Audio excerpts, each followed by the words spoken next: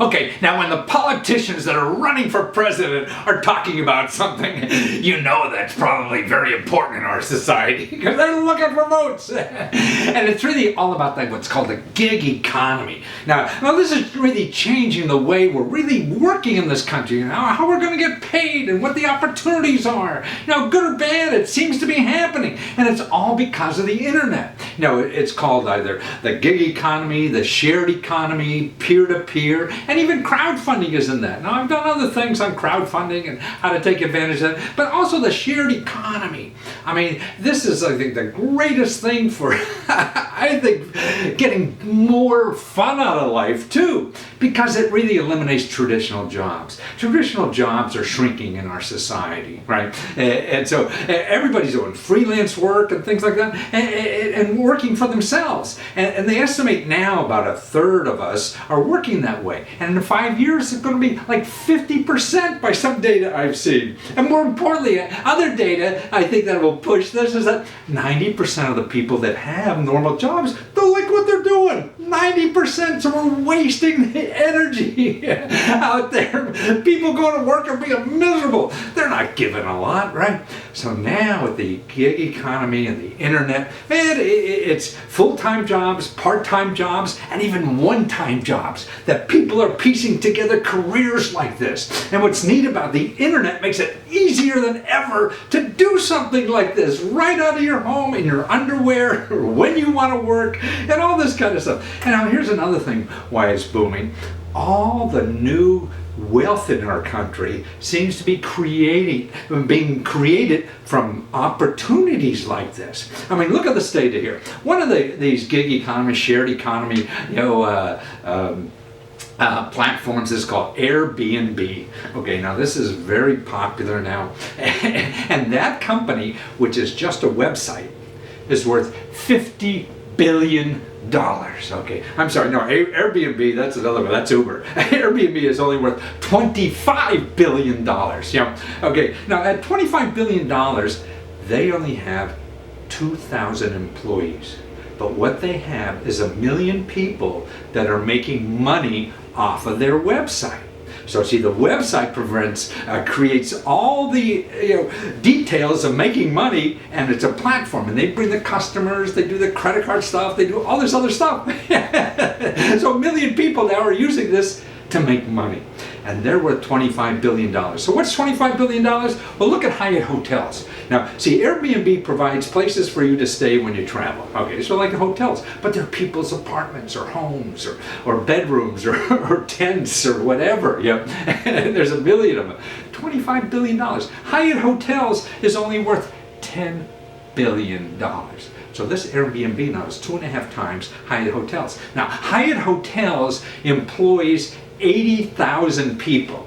Okay, so you have Hyatt Hotels employing 80,000 people and worth $10 billion. You have Airbnb employing 2,000 people and worth 2.5 times much. But more importantly, 1 million people are making money from that website. How many of us are making money from Hyatt website? Nobody. So you got to get a normal job and go to work 9 to 5 every day, right? Okay, here's another one. Uber. You probably heard of this. This is the taxi service that's around all over the world now. And they're now worth $50 billion. That's after 5 years. Airbnb was the same. They've only been in business 5 years, and they're worth $50 billion. Okay, that's the same as Federal Express. They're worth about $45 billion. So you have Uber, all it has is a website, doesn't even own cars or anything like that. And FedEx owns trucks, airplanes, all this kind of stuff. Now, Federal Express employs 300,000 people. Uber employs only like 2,000 people because everything they have is on a website, right? However, there's 1 million people making money from it. Part-time, full-time, just one time or whatever, anytime they want. It's incredible, the kind of opportunities. And I don't know if we're counting these kind of jobs or how it's counted in traditional government statistics. They do it the same way for the last 50 years. I don't know if they know how to count this stuff. Uber plans to hire like 1 million women in the next 5 years. And not hire. This is really contract work. You're flexible. You're working for yourself. And they're providing the customers, the way to get payment, the insurance, and all the stuff that you need for like a normal business. They do it all. Yeah. And you just say, hey, I want some of this stuff. Yeah. And you work when you want. Upwork is another big organization now that gets part-time jobs or full-time jobs or whatever, or anything, all over the world. Now last year they created 3 million jobs. 3 million jobs. That's one website worth $1 billion. Yeah. There's another website, like Guru, where you could pick up jobs and work and things like that. And they created 1 million jobs. Man, I mean, all these places that are non-traditional, creating millions and millions of jobs, and if you're not clued into this, see, this is the part of our economy that's growing. And when things are growing, it's fun because nobody knows what's going on. And it's growing and everybody's happy because everybody who's involved is making more money, and that makes you happy. When things are shrinking like the old economy, everybody's angry because they're trying to hold on to the last morsel as it gets shrinking and beat out the next guy. So they're left holding some money. And the incomes on these jobs, I mean, these are jobs like these Uber jobs. I mean, it's up to $70,000 to $80,000 a year. Driving your car when you want, no boss. Taxi cab drivers, I think make 30, 40 grand a year. Full time, 12 hours a day, and they're whipped like hell because somebody owns everything. But here you have control of your life. So the income is even incredible, and that's why it seems that there's so many forces in our economy now, that are going to make things like this happen because people would rather work when they want to without the stress. Now here's some other reasons. Okay, why these are important things that are happening, and good or bad. I mean, there's bad things with this, and we have to readjust our economy and stuff like that. That's why the politicians are getting involved. They want to make sure there's pensions for everybody. You can move this around and have health care and rules to protect you because you're not an employee anymore, covered by labor laws. That they want to change the laws so that you're protected from the normal labor laws.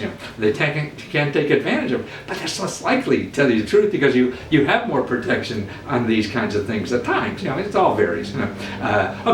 Most of these things you don't need credentials. You don't need degrees or whatever. They just, hey, do you have the skills to do it? And that's all they do. Big organizations, you need credentials. That's why we need to go to college. Everybody thinks they need to do it because these big organizations just want to look at a college degree. Now, these new places that are growing, man, they're hiring 1 million people now that drive taxis. They're looking for, they even give you money to buy a car, help you get it if you don't have a good enough car. So you don't need fancy resumes. Go to these professional resume writers and everything. No, you fill in some blanks on an internet.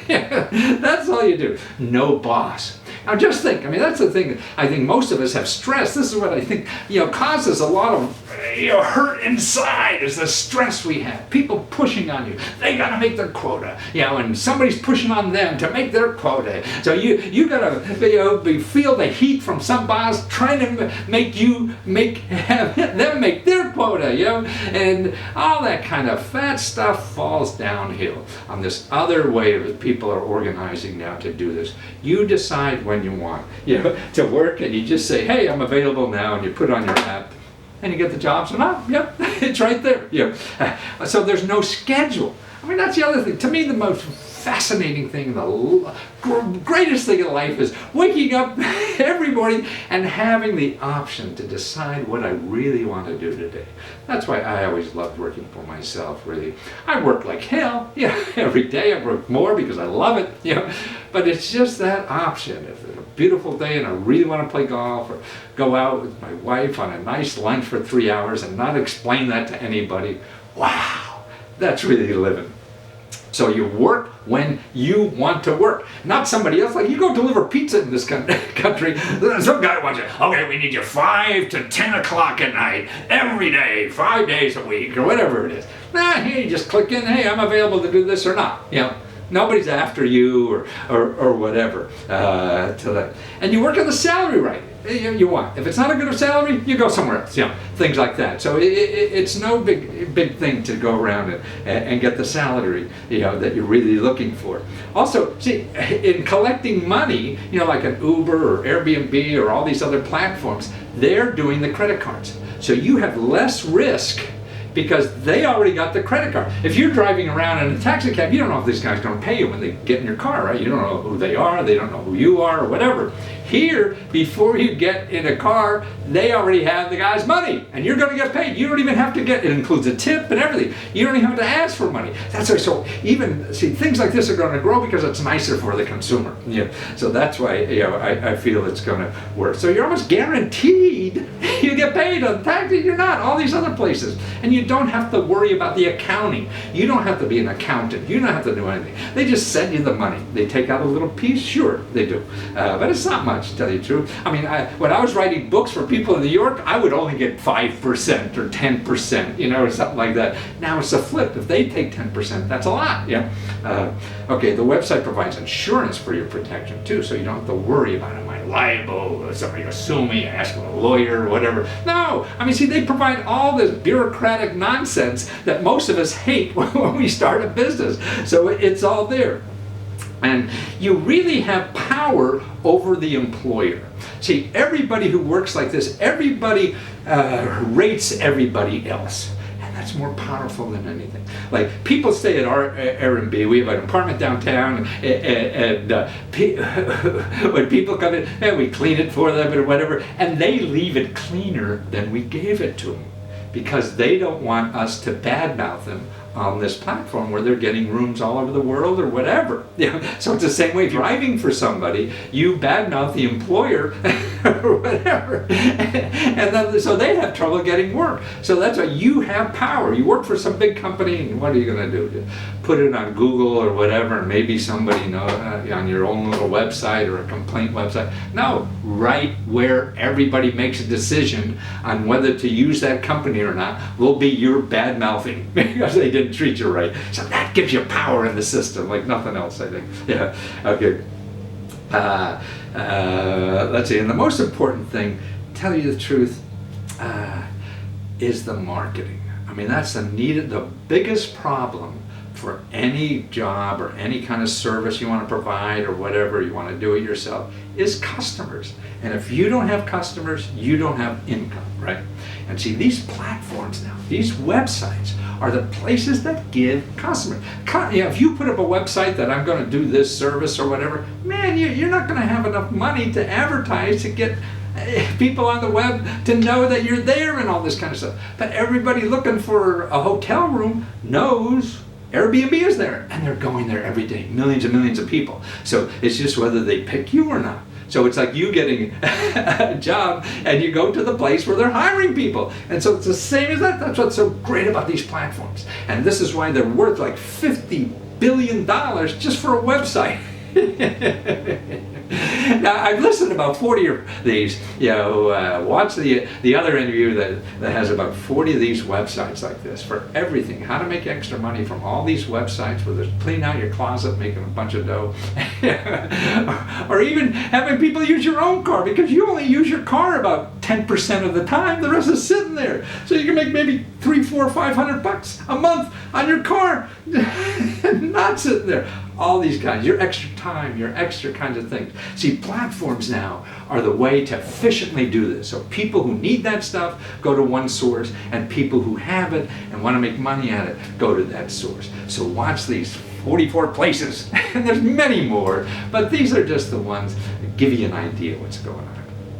Well, you've just finished one of the 8 segments we have on how to make money from the gig economy, shared economy, and peer-to-peer. The first segment is the introduction.